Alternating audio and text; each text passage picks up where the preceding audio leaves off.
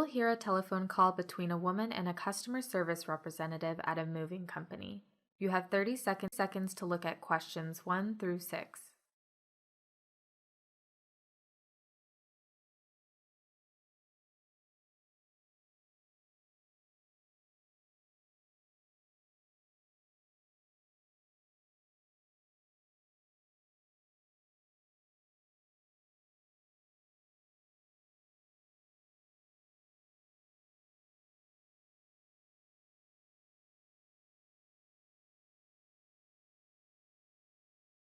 Good afternoon, Giant Truck Moving Company. How may I help you?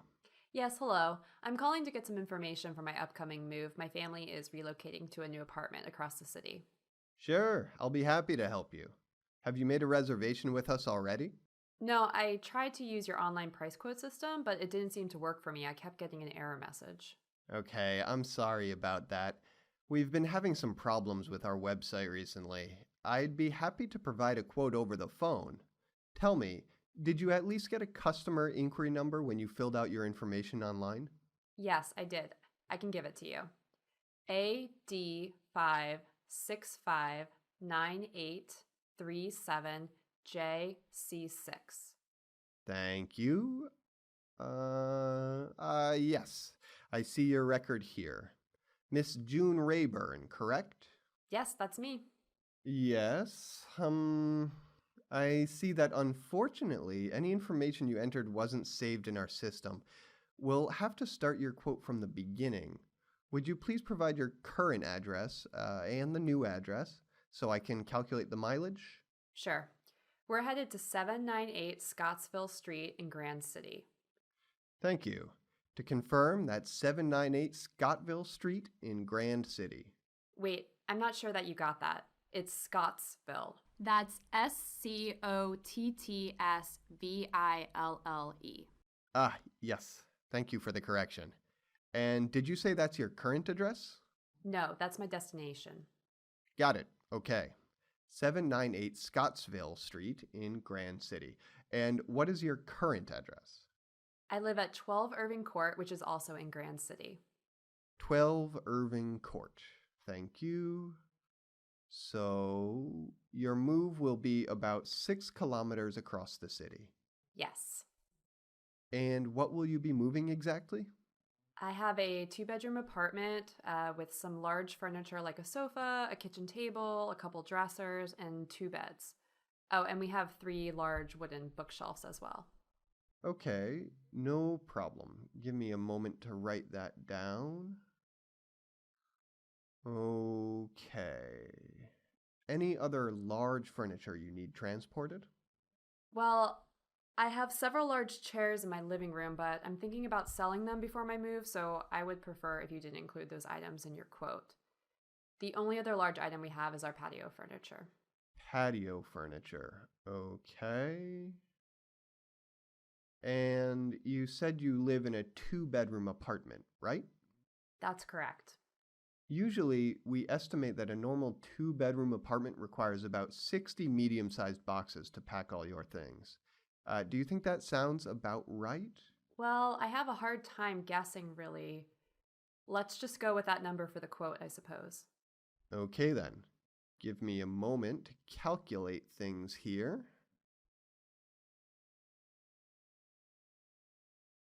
Now you have 30 seconds to look at questions 7 through 10.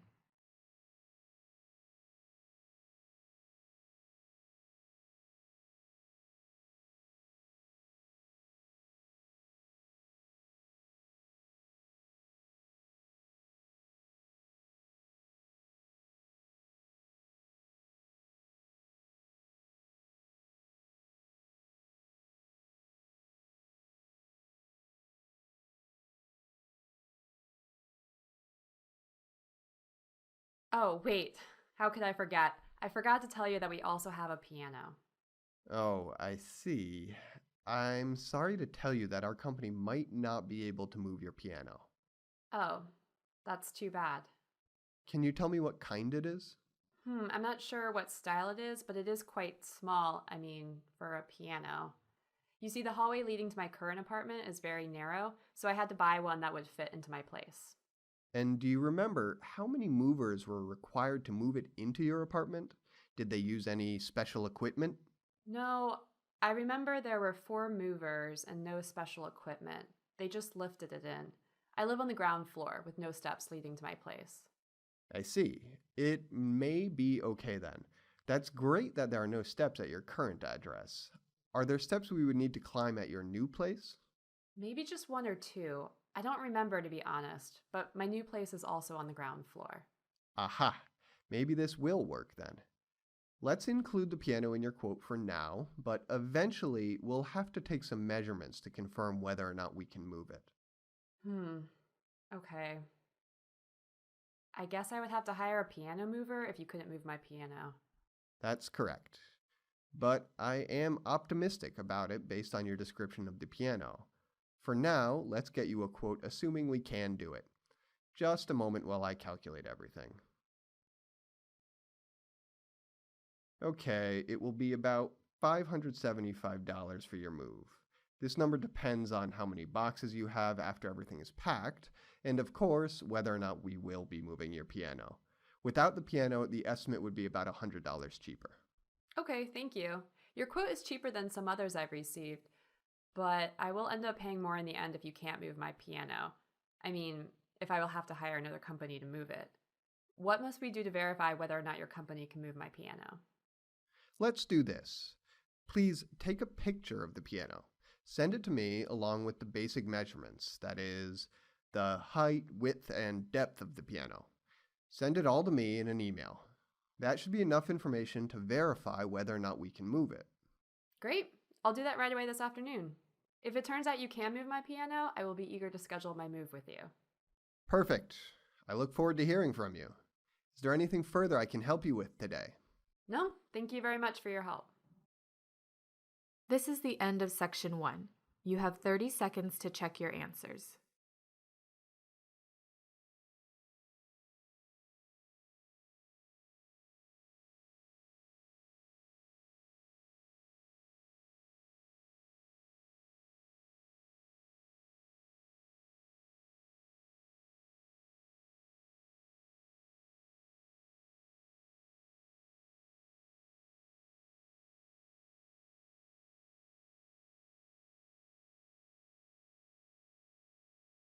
You will hear a speech at a planning meeting for a fundraiser event. You have some time to look at questions 11 through 13.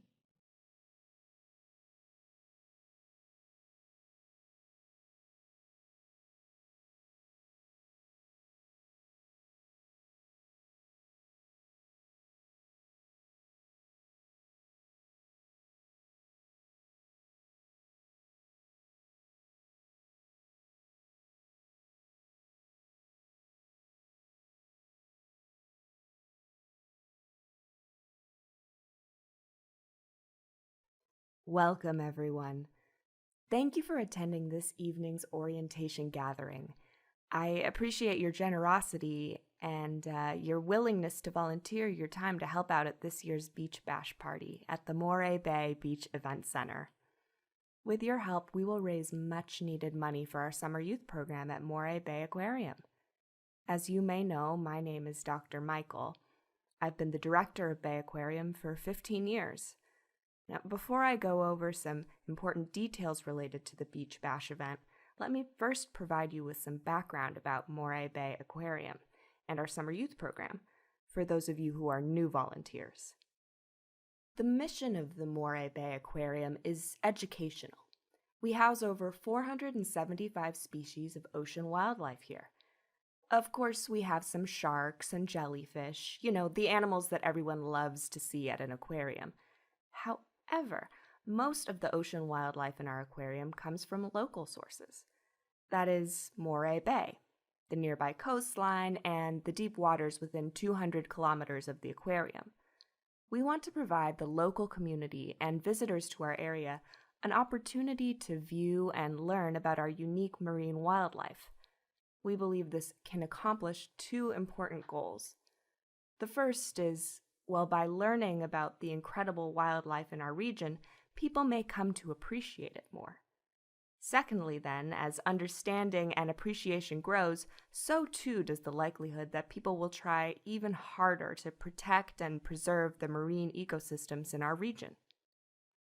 This is precisely why we offer a summer youth program every year at Bay Aquarium. We invite kids from ages 8 to 12 to spend a full week with us at the aquarium, to learn from our biologists, explore the local beaches, and head out to sea by boat. The kids get to examine little creatures with our microscopes, they learn how to feed and care for our animals, and they spend time learning about the local ecosystems.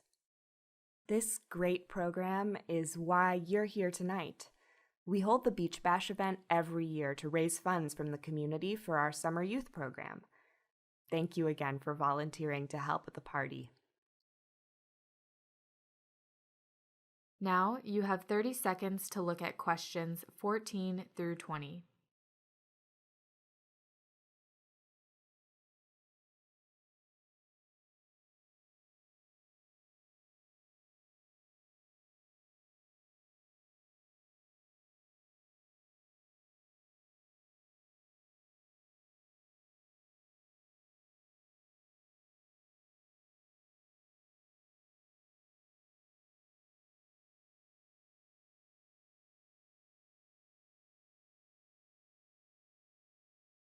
I'm excited to tell you that we're expecting a record number of attendees this year, over 2,000 people, which is 500 more than last year. In order for this event to go smoothly, we need your help to keep things organized. Later, I'm going to break you up into smaller groups so you can do some detailed planning and preparation with your team leader.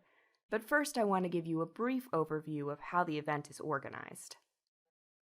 For reference, please look at the event map provided in your volunteer booklet.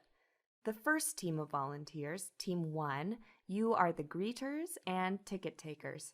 You will be located at the 2 tables in front of the beach pavilion. The one on the left is the ticket collection stand.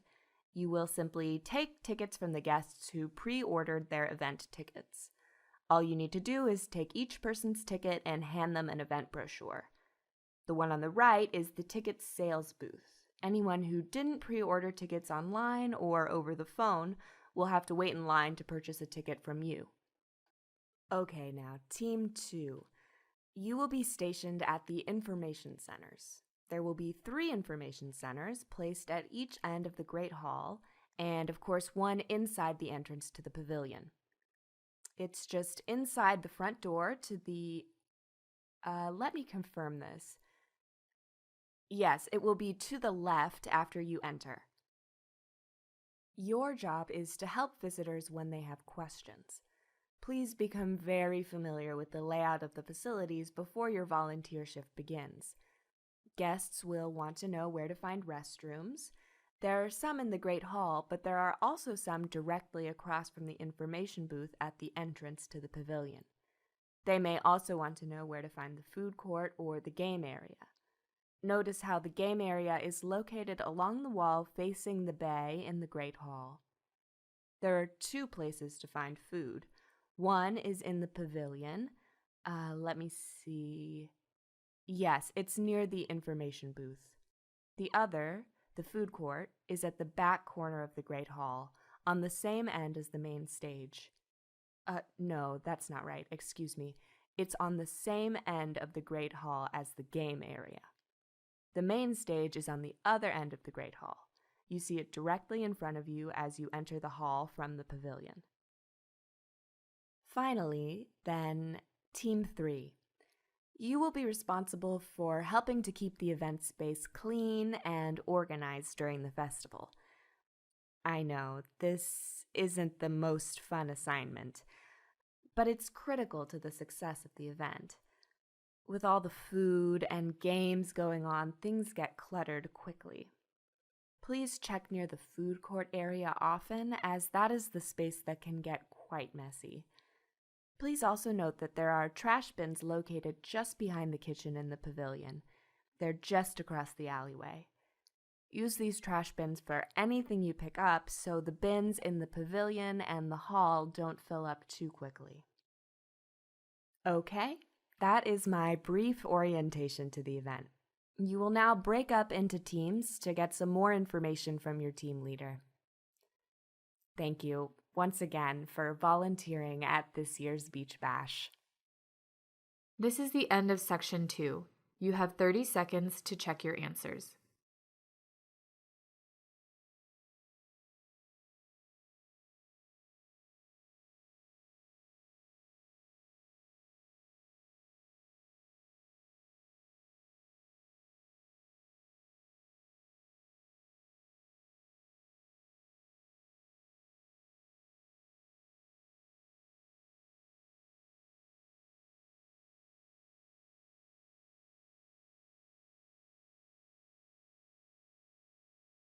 You will hear a discussion in a psychology class.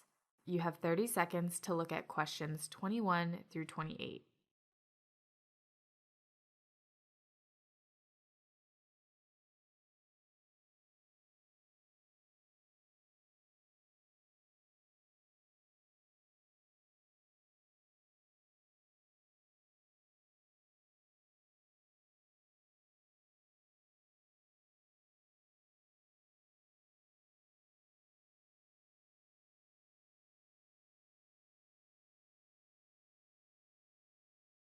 The video we just watched shows chimpanzees responding to a human language, American Sign Language, and also using it. Talking to humans, talking to each other. You even see them talking to themselves. This really says a lot about language. The power, the psychology, the psychological impact of human language. But the footage all looked really old. Are scientists still doing experiments like that today? Oh, yeah, there are still lots of experiments being done today where apes, especially chimpanzees, are taught sign language. You're right, though. The examples in the video are older ones from the 1960s and 70s. Psychologists have been trying to teach animals to speak for some time, but that was the first time they really pulled it off. Let's hear some other thoughts on the video. Well, I guess I was surprised at how comfortable the animals looked, using human language. I mean, they were really into it. It kind of made me wonder, maybe apes have their own sign language? Something like human language that we don't know about. That's a great point, Todd. And actually, you're right. Chimps do have their own sign language. And we didn't know about it until I'm not sure exactly how recently we discovered this, but not too long ago. Researchers realized that chimps will use their own sign language to talk to each other in the wild. It's simpler than human language, though, and it doesn't have the distinguishing characteristics of human speech. Let's review those. Who can tell me some of those characteristics? Using a voice, right? Because no other living thing has so much control over the vocal cords, the tongue, teeth, lips. It's true that most humans can communicate with their voice in a way you don't see other people. Other animals. Other animals use their voice, but they can't make words the same way, voicing them, pronouncing them. But that's not really a necessity in every human language. Remember, Karen, American Sign Language is a human language too. And there are other sign languages. These don't use the vocal cords or mouth, right? Oh, right. Well, displacement. That's like the ability to talk about things that aren't in the here and now, like talking about what you want to do next week, or what's happening in another country, or what's happening in like a fictional story that isn't even real. Exactly. And chimps don't do that naturally in their own sign language. Their own signs just communicate their immediate situation. Without being trained by humans, chimps just say stuff like go here, or stop that, or take this. But there's more. more to a human language. Now you have some time to look at questions 29 through 30.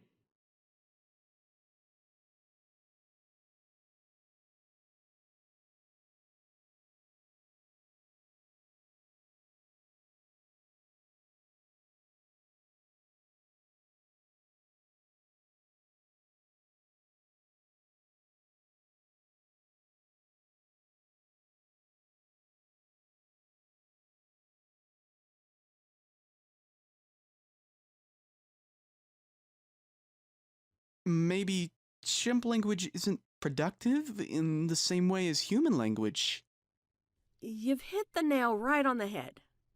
I think, but explain what you mean a little bit more. Well, I remember we discussed productivity before.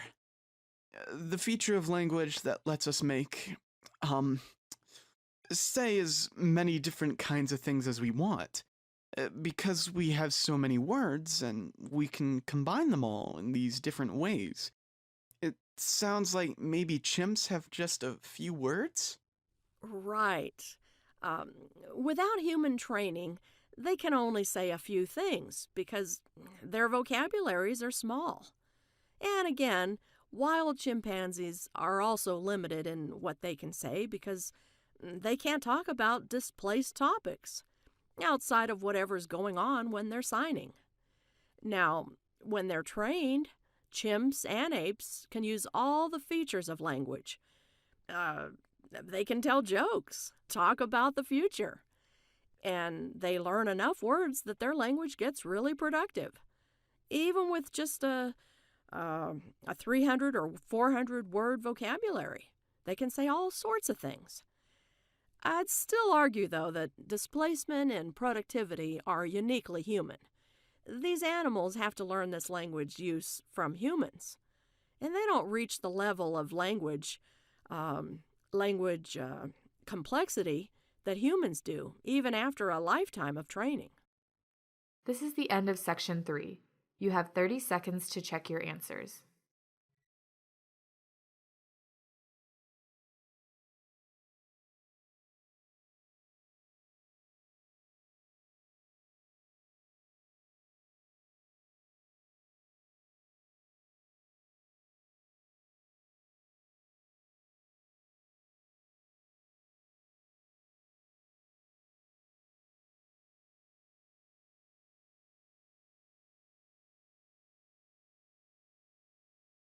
You will hear a lecture in an environmental studies class.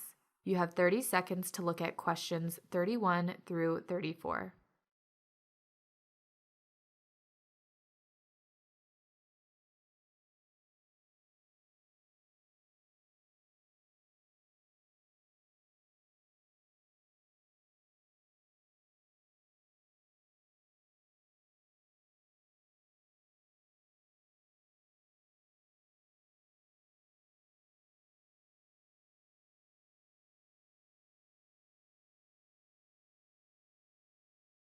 Often, when we think about deserts, we imagine vast, uninhabitable wastelands that are basically, uninhabited. But actually, drylands comprise over 40% of the Earth, and over 2 billion people across the globe live within these very tough ecological zones. Obviously, the scarcity of water is a huge issue for any population, big or small. And to survive, people in drylands, these kinds of societies often will utilize too much of what little resources they have. It's an unsustainable process, leading to an eventual degradation and intensification of environmental conditions. The whole process is known as desertification. The land basically deteriorates over time, becoming a harsher and harsher desert. But I should mention that desertification does happen naturally. Severe and persistent droughts occur, and, well, they're basically unavoidable, unfortunately. But the intensification of the process has become alarming. Let me walk you through how human activity has affected desertification. Throughout history, the populations of arid and semi-arid regions were small and basically nomadic, balancing survival techniques like hunting and gathering with farming and herding. They moved around a lot in their attempts to navigate the irregular seasons. But population growth led to less movement and more farmland, and that farmland needs to be irrigated. Now you have some time to look at questions 35 through 40.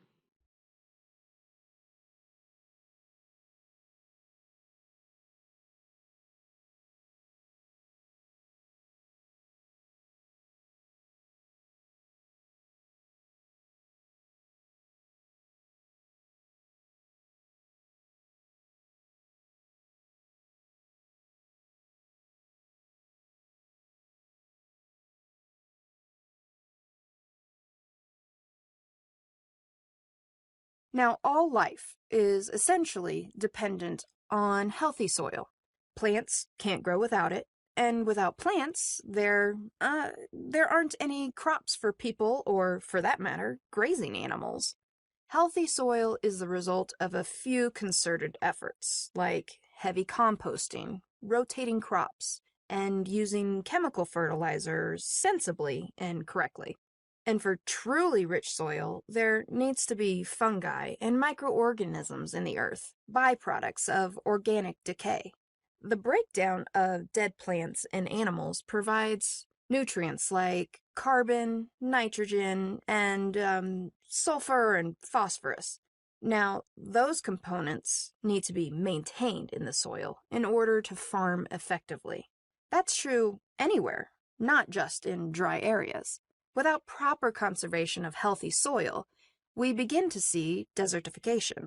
Too often, chemical fertilizers are overused, as is what little water is available, sapping the topsoil of those fundamental nutrients.